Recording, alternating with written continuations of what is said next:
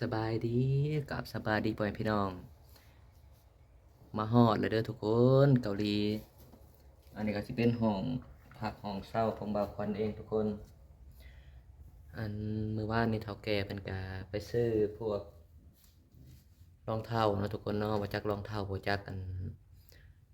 เครื่องอยู่ของกินแหละทุกคนเอ้ยมาเกาหลีใหม่ๆก็บ่ทันฮู้จักเทื่อมื้อวานนี่เดินทางเบิดมื้อเลยหลังจากที่ลงจากเครื่องบินเนาะทุกคนเนาะ ลงจากเครื่องบินก็มาขึ้นรถต่อมาเข้าศูนย์จนผู้แหละ4 โมงแรงเนาะเฒ่าแก่เพิ่นถึงได้ไปรับเอาทุกคนเลยเพื่อมาฮอดพี่ก็โอ้ยหนาวแฮงทุกคนหนาวโพดหนาวโพ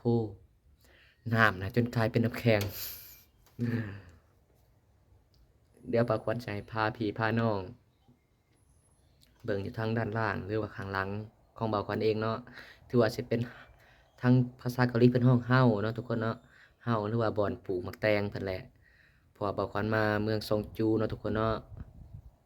ทางด้านเกาหลีเฮาก็สิเป็นเมืองซงจูก็สิเป็นหลายเฮาเติมเนาะทุกคนเนาะเพราะว่าท่านประธานเพิ่นก็หรือว่าหัวหน้าเจ้าของเพิ่นก็ให้เฮาพักผ่อนมื้อนี้ทุกคนพักผ่อน2 มื้อแล้วเด้มื้อวานนี่กับมื้อนี้ก็มื้ออื่นเพิ่นว่าตอน9 โมงจึงลงงานเพิ่นว่าถือว่าดีหลายเติบอันเฒ่าแก่กับอันเมียเพิ่นเนาะทุกคนเนาะเพิ่นก็มาอธิบายเรื่องภาษาเกาหลีแหละบ่ค่อนมาครั้งแรกบ่เคยอันเว้าภาษาเกาหลีเนาะทุกคนเนาะเพิ่นก็มาเอาโทรศัพท์มาแปลภาษาเกาหลีให้บ่ค่อนฟังก็ถือว่ารู้สึกอบอุ่นหลายเติบทุกคนถือว่าภูมิใจ ครั้งแรกของบ่าวควันที่ว่าได้เดินทางมาไกลขนาดนี้เนาะทุกคนหรือว่าอีกอย่างหนึ่งเนาะทุกคนเนาะเฮาก็ถือว่าเอาชีวิตมาเดิมพันเพราะว่าบ่จักมาแต่เวียง4-5 มื้อแล้วทุกคนมาจากเวียงแล้วมาขึ้นเครื่องบินมาต่อรถอยู่เกาหลีก็เบิดมื้อเพราะว่าบ่าวควันลงมาก็มาอยู่เมืองบูซานเนาะทุกคนเนาะ ก็ขึ้นจากรถเมืองบูซานมาหาเมืองซองจูทุกคนมันอยู่ที่พักจะได้กลับมาเบิ่งบ่อนการเฮ็ดงานของบ่าวควันทุกคนเลยอันนี้ก็สิเป็นห้องมาพาพี่พาน้องมาเบิ่งนี่ถือว่ามาเกาหลีก็สีสันก็อยากดีขึ้นหลายเติบอันนี้ก็เฒ่าแก่ทุกคนเพิ่นมาพาบริบัติเพิ่นว่าให้เฮ็ดเอาเท่าไหร่อะไรก็เพิ่นก็ซื้อพวก เดี๋ยวให้พี่ให้น้องมาเบิ่งทางด้านหลังบ่าวควันเนาะทุกคนเนาะว่ามีหยังแหน่มาทุกคนอันนี้ก็สิเป็นน้องมวยเพิ่นจัดไว้ให้เนาะทุกคนเนาะบ่จักปลาแดกแป้งนัวทุกคนอันนี้ก็สิเป็นพวกหัวข่าแห้งหัวสิไข่หรือว่าอันใบมะกรูดเนาะทุกคนเนาะอันนี้ก็เจ๊ครับเจ้าของเพิ่นซื้อมาให้เมื่อวานนี่พาไปเลือกเครื่องเลยทุกคนมีครบสุดเนาะทุกคนเนาะสำหรับห้องบ่าวควันเองก็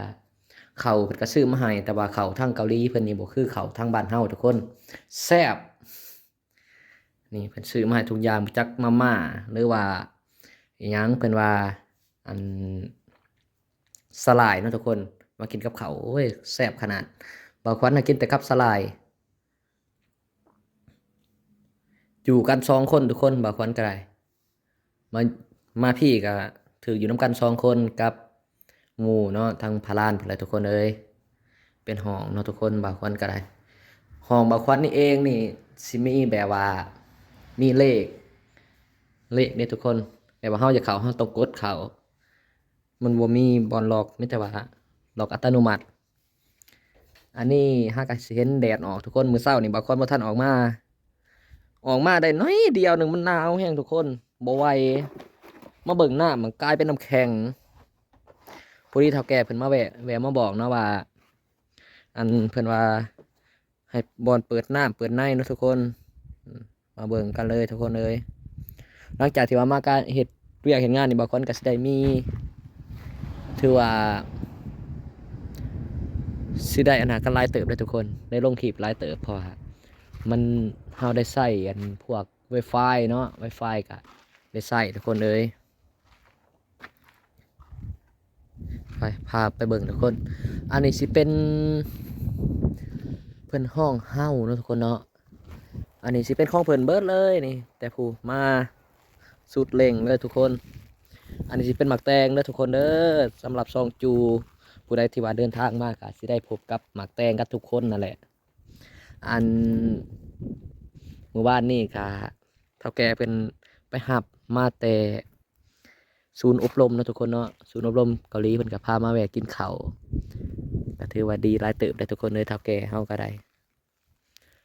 เมื่อคืนนี่ก็พากันมาแปลเกาหลีกันขนาดเลยเดี๋ยวบอกก่อนพามาเบิ่งน้ำนะทุกคนเนาะตอนนี้ก็ยังหนาวมื้ออื่นนี่เพื่อนว่าอาจสิมีอันอิหยังก็หิมะเพื่อนว่าอันนี้ก็สิเป็นนั่นสุนัขนะทุกคนที่ว่าเพิ่นอยู่ในบ้านนั่นแหละคิงคิงชื่อคิงเนี่ยทุกคนชื่อคิงมามือแรกเว้ยเห่าขนาดแต่ว่ามือที่สองเลยลึ่งแล้วทุกคนเห็นบ่อน้ำนี่กลายเป็นน้ำแข็งเห็นอยู่ทุกคนน้ำแข็งคือว่าโอ้ยสุดยอดทุกคนเลยอันนี้ก็จะเป็นเห่านะทุกคนแต่ว่าห้ามบ่ได้เปิดเข้าไปเด้ยันแมลงพวกแมงไหม้เข้าไปเพิ่นบ่ให้เปิดเนาะถ้าการเหตุการณ์เห็นงานรุ่ล่วงไปเขาจังสิได้เห็นกันแจ้งๆนะทุกคนเพิ่นก็มีอันนั้นมาให้ทุกคนเอ้ยน้ำแข็งเลยทุกคนนี่โมเมนต์อันอื่นน้ำแข็งนี่โอ้ยเกาหลีเกาใจทุกคนจากบ้านเกิดมาบ่จักผัดภาคพ่อผัดภาคแม่เมียลูกสู่ซีดทุกคนเลยเพราะว่าก็เนื่องจากว่าทางบ้านเฮาบ่ค่อยดีแล้วทุกคนก็มาค่ะถือว่าถือมือวันเกิดบ่าวควันมาเนาะวันที่5 เดือน 2 1999ทุกคนมากับมาวันที่5พอดีอันอยู่สนามบินเพิ่นว่าแฮปปี้เบิร์ธเดย์เด้อเพิ่นว่าเดินทางปลอดภัยโอ้ดีใจทุกคนเลยถือว่ามาถึงมือวันเกิดก็ขอให้โชคดีร่ำรวยๆกันทุกคนเนาะทุกคนเนาะ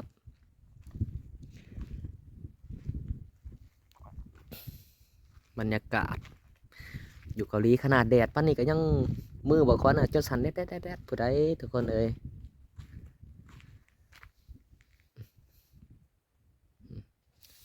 บรรยากาศถือว่าดีหลายเติบ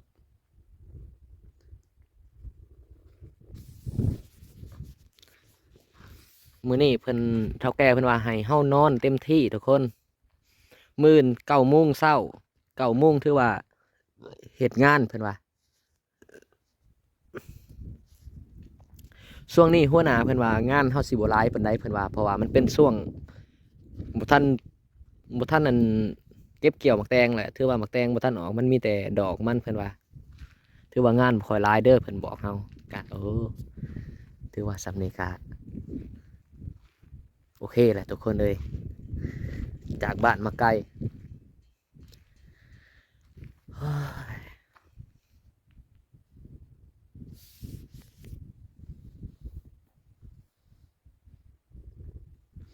มีภายนอกที่ว่าอยู่ใกล้บ่ควันแหน่ทุกคนเลยเม่นมาแหน่เด้ออันนี้ก็สิเป็นรถทางด้านเกาหลีกันนะทุกคนเนาะแต่ว่าพวกรถวิโก้อีหยังนี่บ่ค่อยมีเด้ทุกคนทางนี้บ่ค่อยมีอืม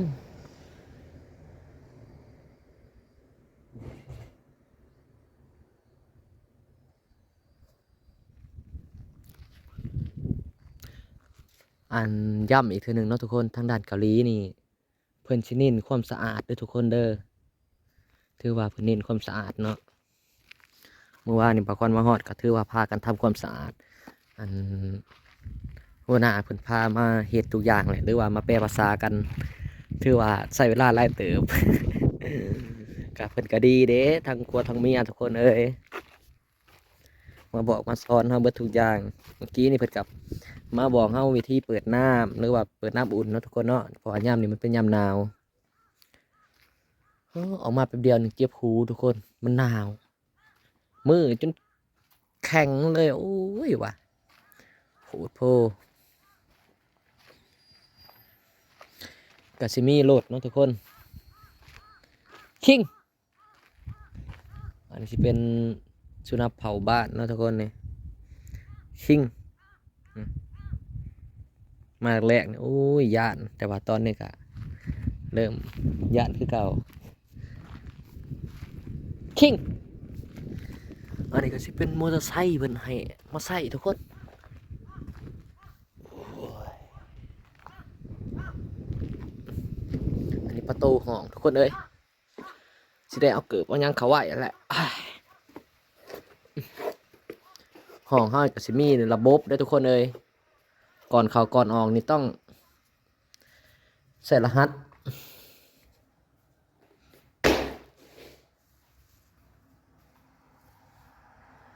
อันนี้เป็นห้องว่าควันเนาะทุกคนเนาะ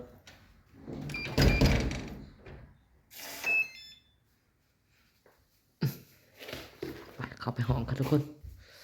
หนาวห้องนอนทุกคนห้องนอนบ่ควัน